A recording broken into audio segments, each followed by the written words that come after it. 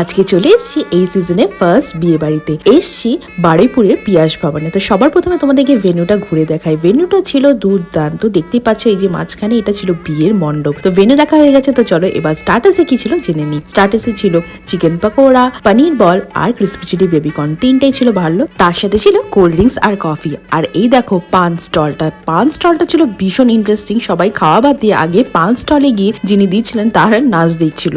সন্দেশও বেশ ভালোই এনজয় করেছে।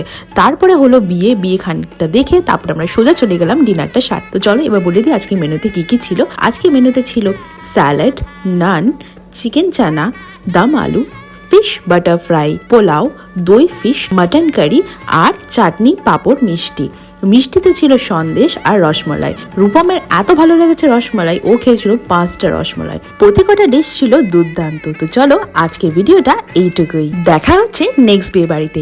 বাই।